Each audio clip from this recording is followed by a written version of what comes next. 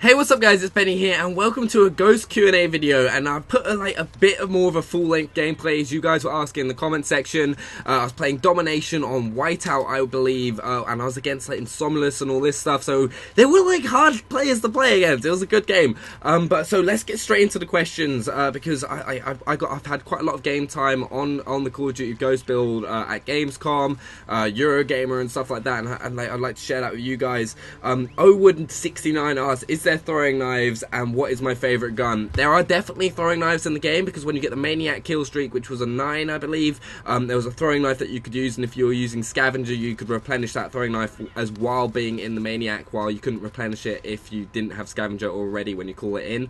My favorite gun, as you guys will probably be able to tell already, because I'm an assault rifle player at heart. I'm using the SC2010, which was my favorite assault rifle out of all the guns that were unlocked and available for us. I didn't like the Honey Badger as much as it had a suppressor, so it wasn't as powerful, and the recoil on this thing is like an ACR. It is amazing. Alright, moving on to the next one, asked by the Chimp Network, my good buddy Chimp. Are you going for the 300 plus and go? Jesus Christ, did you actually just ask that?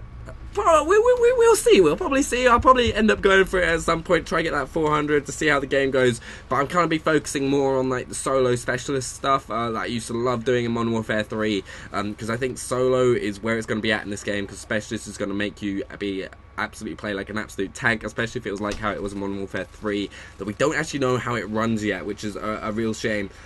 Apex Fakies HD asks, how does the creator class system work? That's actually a really good question, because it kind of confused a lot of people when they first brought it out, because we got so used to the creator class 10 system. They've kind of kept with that. You initially get 8 points to spend on perks. And you can ditch your sidearm, lethal, and tactical to get an extra point each, so you can get a total of 11 perk points. You automatically get 2 attachments for your gun, and I think that, yeah, so you can just choose 2 attachments for your gun automatically, and then you can choose up to between 8 and 11 points if you decide to spend on tacticals and stuff like that. And each perk has an individual point value, so it's 5 points for the most expensive perk, and then you've got 1s, 2s, and 3s, and you kind of just pick and choose what you want. It's actually a really good system. I think it's going to allow a lot more flexibility and choices for you to go choose. Killer Lodge HD, do you think that they've balanced out stealth perks? To be honest, they haven't really, because they are very, very similar to how they've been in the previous Call of Duties. I've never been the biggest fan of stealth perks in general. I find them a bit really, really frustrating to play against, because there's no, in this game, I don't think there's a real counter to them. There's no Blackbird or anything like that can counter them. You're gonna have to rely on sound a hell of a lot more, because sound in general in this game is gonna be such a big deal. Because if you guys remember in Modern Warfare 3, sound was such a big factor. If you could sound hole, you could beat anyone. It doesn't matter who they are. You can hear them from halfway across the map and know where they're going to be, and that's going to be such a big thing, because they focus so highly on sound. And if you're in different areas and different shooting bits, if you're in a building, your gun's going to sound different. So if you can master using your headset and being aware of what's going on around you, you'll be an absolute tank. That's the thing. Definitely, if you haven't already, look to start investing in a headset, especially if you want to get into competitive Call of Duty.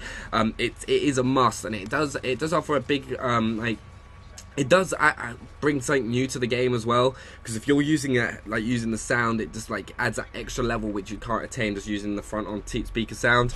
The Matrix Pros asked me, what was my highest streak? My highest streak was actually a 25 at Gamescom. It was the first time we got to play it. We were playing against media. It was me, Ali, who were playing. I think Mike was with us as well, and I just managed to go on a 25 kill streak. I was just standing there going, "Yo, where's my Moab?"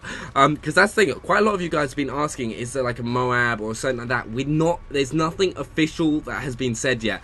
We don't actually generally know if there is going to be the Moab in the next game. In Call of Duty Ghosts, but I think they'd be silly not to put it in, because it's one of the things that the whole community has been asking and shouting for. It's something that we all want, and I'm sure you guys will agree with me. It just brings that extra challenge to the game. Sadly, we lost in this game because Joe and everyone was playing that objective, and they were using IEDs.